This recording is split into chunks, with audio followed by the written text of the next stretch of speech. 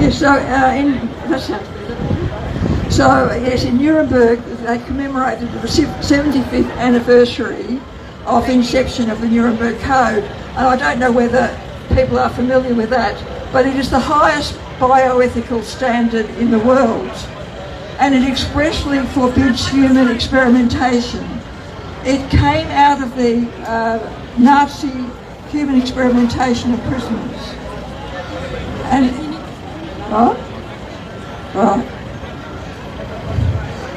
the bedrock of the Nuremberg Code is for doctors to first do no harm, and for doctors to always obtain informed consent before a medical procedure. Now at that conference there was a lady called Vera Shiraz, and she's a Holocaust survivor. She was only a child, but she remembers a lot, and she said that she is seeing a lot of parallels in many countries between Nazi Germany, the measures that the Nazis took in Germany, and in every country of the world. She said that in 1933 the Nazis declared a state of emergency, and then they started to deprive minorities of their rights and their freedoms. And then in 1941 the Nazis embarked on their eugenics program, and it did not end until it was forced to end at the end of the Second World War in 1945. So here in Victoria, what are the parallels? There was a state of emergency declared on March the 16th, 2020. It was to be for 4 weeks only. So what's happened to that? 2.5 years later, we're still in a state of emergency. What's happened to our rights? What's happened to our freedoms?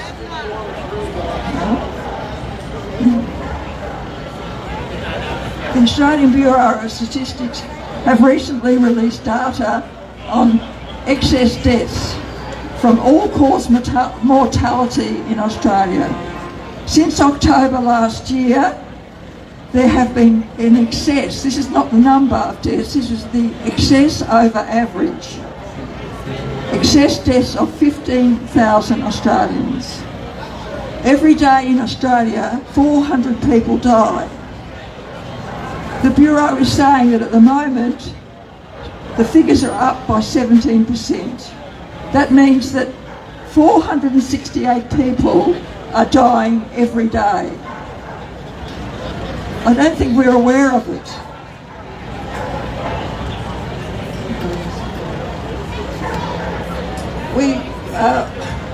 I wanted to tell you about the Launceston funeral director. He reported recently that for 10 years he's had a steady rate of funerals, around about 3 a week. Since January, he's had 6 to 7 funerals a week. We really need to understand what's going on. We need to unite together against any forces that would harm us, because people's lives are at stake. Even though we've lost a lot of freedoms and a lot of rights, we still have the rule of law in Australia. We are still a sovereign people. Not one law, not one word of the Australian Constitution has been changed. We really need to unite together. We need to show a lot of kindness and a lot of compassion, a lot of mercy and forgiveness to others, because these mandates have caused tremendous divisions in families, in the workplace, and in social groups, right across the board.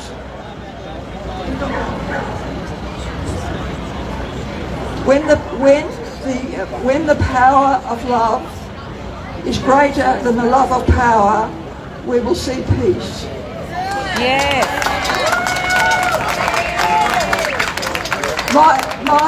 My hope is for a glorious future in Australia when we take our country back. Thank you.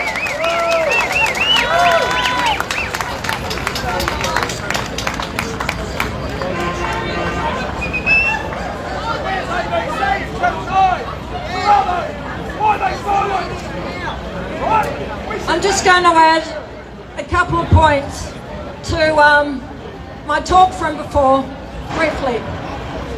And I said before that fear controls and has been the great controller of humankind throughout history. Okay, yeah. And fear is a powerful motivator in the short term, for sure. But prolonged fear is not consistent with health. And alarmingly, we've been encouraged to become a culture of fear.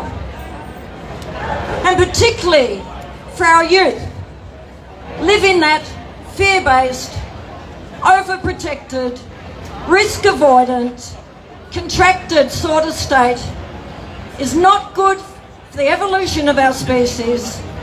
It's not good for our resilience or our strength building, and it's certainly not good for our health or well-being.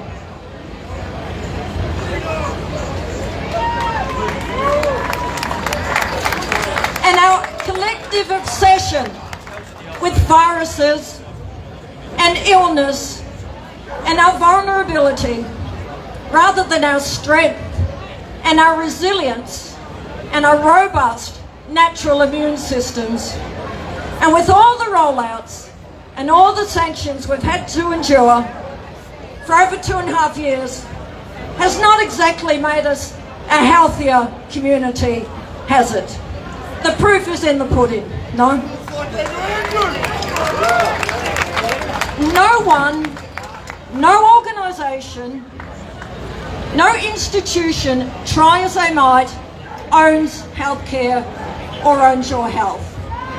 Because if they own your health, they own you. And that is the illusion we've all agreed to over the years. We've all contributed to this, and I certainly have. But time that it's game up. We need to take our power back. Yes, get advice from ethical practitioners and ethical organisations, but nobody owns your health. Oliver.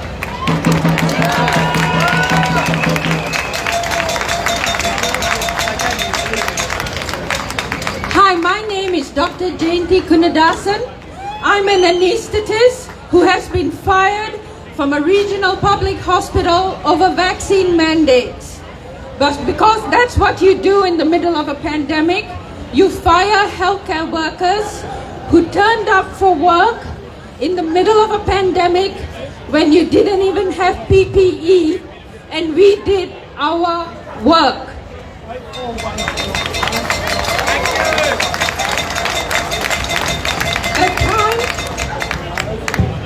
The time has come for doctors in Australia in positions of leadership who have normalized deviances in medical ethics that have been long-standing to actually have a conversation with doctors who totally disagree with you. You have stood in the levers of power and you have fired us, you've deregistered us, you've raided offices, you've taken patient records, you have given leeway to that. You have normalized a deviance in medical ethics, you have normalized coercion in the name of medicine for medical experimentation. Lots of doctors disagree with that, and it's time that we had a conversation. And for doctors who are in the middle, who think this is too hard, I can't make a decision. For every other medical procedure, I will insist that I treat my patients according to informed consent, first do no harm, and I seek to benefit your patient. But for COVID, it's okay to fire people, coerce people. You need to make a decision, because at some point, people around you, your patients will ask that of you. Your family will ask that. What did you do at this time in history? Yes. Now, doctors say we first do no harm. You can't assess harm if you don't assess risk. So I was fired because I asked for a risk assessment. For all the healthcare workers working now, you've had 3 shots of an experimental therapy in short-term succession, and you don't know the long-term effects. So you all had better start asking for risk assessments, because you've got to first do no harm to yourselves.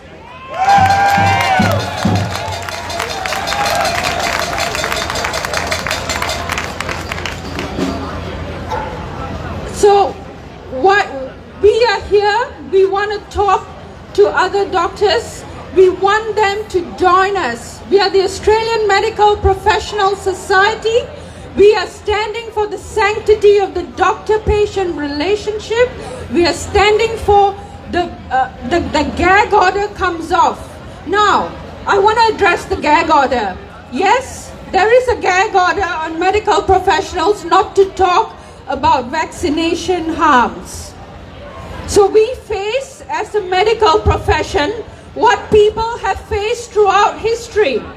What do you do in the face of an unjust law? Do you obey a law that you feel is unjust? Or do you do what you know is right and what your conscience dictates and what your profession has trained you in? And the best part, that gag order is not law. It's an opinion. You have higher ethical obligations to your patients. And for those 5 neurologists, because I keep going back to that, because for me there is no honor in how they are practicing medicine if they are keeping quiet about the harms of something and they fear their deregistration. So you have to think to yourselves, how will your patients, other patients judge you? How will your family judge you? And how will history judge you? As I said, we have faced this throughout history. Sometimes laws are passed that are not just. And doctors have to stand and protect their patients from injustice. It's part of what we do.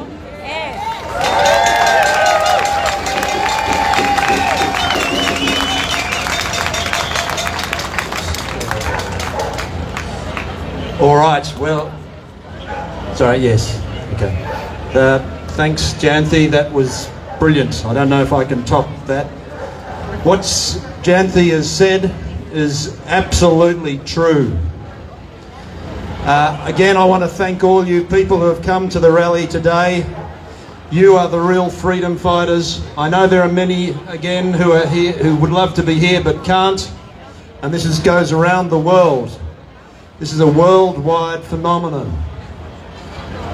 How I see you is the new shoots of a forest coming up after a man-made bushfire. This has been a worldwide attempt to destroy freedom, and you have withstood all the crap that's been thrown at you by your governments, by a despicable health bureaucracy, and by a complacent, lazy, bought-for media who have failed to ask the hard questions. I was asked by a friend this week, he said he'd seen a couple of videos of me, and he said he wasn't sure whether to be scared for me or be proud for me. He wasn't quite sure what to feel, but he said, and this has been said by a couple of other people, all these interviews, they don't ask the hard questions. Well, it's not my job to prove something is safe and effective. It's the people who are trying to push it on you to prove it's safe and effective. And they've failed completely, and the media have failed to ask them the hard questions. So, just to say who I am, I'm Dr. Duncan Syme. I'm a general practitioner, 34 years clinical experience. And like my colleagues before, we have never seen anything like this in our history of medicine, except in some very dark totalitarian times. I think you might know what those are. I want to say thank you again for standing up, and you're standing up for the people that are too afraid to stand up. You're standing up for your right for bodily autonomy, which is everybody's God-given right.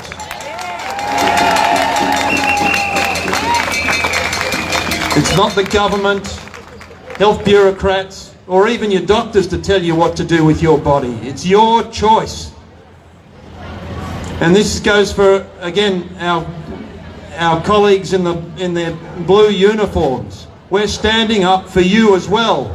You shouldn't be pushed into the position where you've got to say, I've got to have an injection to keep my job and pay for my mortgage or put food on the table. Nobody should. That's despicable. Okay, the same for healthcare workers. I know they're trying to push another jab onto you, but you need to stand up. And I'm hearing from people in the healthcare sector, they don't want to have it, but it's being pushed on them. Now, finally, I want to say just a couple of points. One, once again, we're from AMPS. AMPS is fighting for robust medical discussion about this whole topic, but we can't seem to get any interplay between the other colleges, the AMA. They don't want to discuss it. I wonder why that is. I wonder why. We're being ignored by mainstream media. They want to ignore us because if it started to be talked about in mainstream media, other people might start waking up. And I think people are waking up as a result of the ineffectiveness of this injection. I want to say informed consent, as Janthi has said, is vital with any consultation. You must know what the risks are and what are the benefits. You cannot have any proper consultation if those are not explained to you. So people who are walking around and going on their business around here on the Saturday, anytime you go into the doctor and they are suggesting a treatment, you must know what the risks and the benefits are. Because the risk has been markedly overplayed to all of you to put you in fear, and the benefits have been oversold. I'd hate to say it's a bit like a used car salesman selling stuff to you. Anyway, I want to finish up and say thank you once again for everybody being here and fighting for freedom for everybody. And you've been doing it with grace, courage, and a determination that you will not be defeated by these terrible bullies. And we know with bullies, if you give in to them, they'll keep bullying you. So it's vital that everybody starts standing up and not being bullied. Okay, resistance is the only way. Thank you.